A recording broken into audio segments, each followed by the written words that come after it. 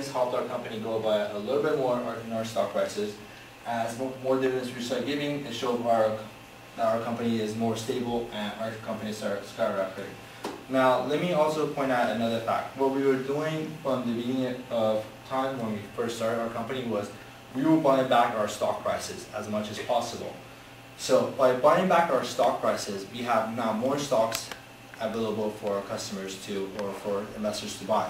So the less stock that we have out there for people to buy, it creates our price to go higher for the quantity of stocks that we have available. And also, it shows the investors that, hey, the CEO of the company is buying back a lot of stocks. So that means that there's stability in the company, so they tend to invest into the company more.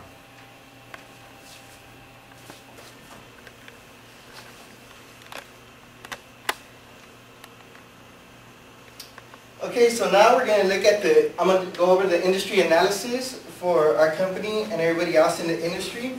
I'm going to start off by talking about ROE. One thing to mention about ROE is that it is very important to our organization because we put 10 weighting factors on ROE. So for us, in order for us to win the game, it was very important for us to win ROE. Okay, so as you can see right here, in years 3 and 4, everything was more clustered together. Other organizations were more competitive when it came to ROE.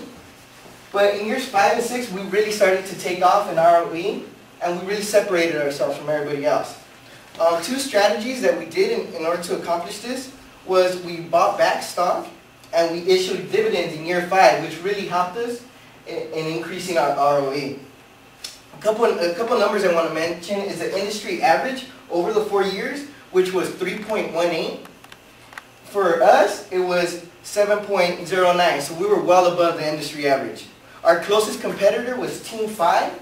They had an ROE of 3.15. Okay, so now we're going to go ahead and look at ROA. ROA stands for return on assets. It's a good indicator of how profitable an organization is. Once again, in years 3 and 4, ROA really wasn't too different among all our competitors. But in years 5 and 6, once again, that's when we really started to catch some steam and we started to really separate ourselves from everybody else.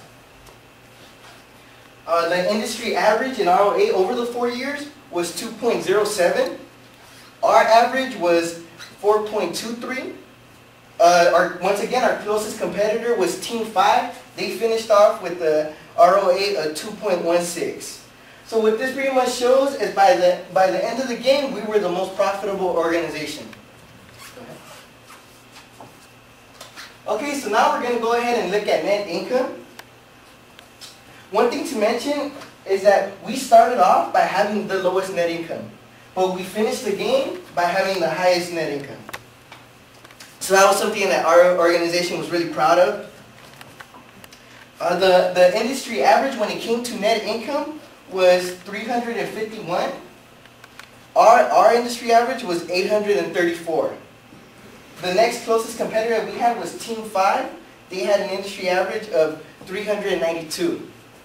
Us and Team 5 were the only 2 companies that finished above the industry average. So everybody else was pretty much performing below the industry average. In years 5 and 6 is when we really started to take off in sales. So as you can see here, our net income, it really started to increase in those years.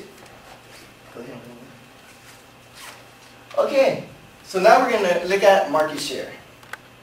Our market share shows how our product compares to in the industry.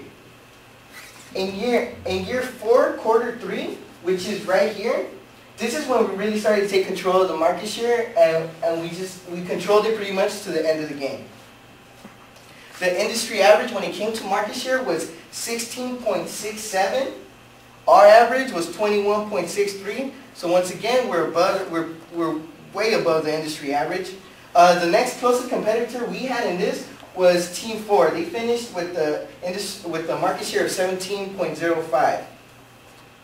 The reason why we were able to control market share so much is because we had competitive prices and we had a really strong and loyal customer base, which really helped us because a lot of companies stocked out in some quarters, so we were able to gain some of those customers.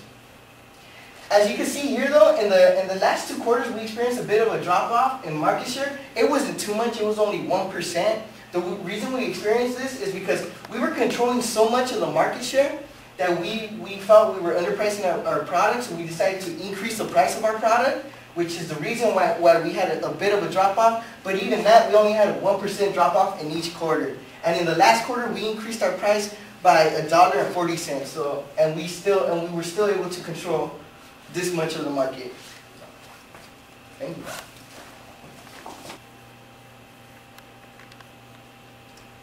Due to our company's success, there aren't many things that we would change. However, if we could relive BPG again, we would change 4 things. The first is to raise prices higher in year 5, because we learned at the end of year 6 that increasing our prices will not decrease our market share. And if we had known that, we would have raised prices higher during year 5 to further increase our net income. The second thing we would have done differently is to keep higher inventory in stock to prevent stockouts. In year 3, quarter 4, we had a major stockout that resulted in significant lost sales. If we kept our safety stock of at least 40%, we would have prevented that stockout. And the third is to repurchase more stocks earlier when our stock price was cheaper.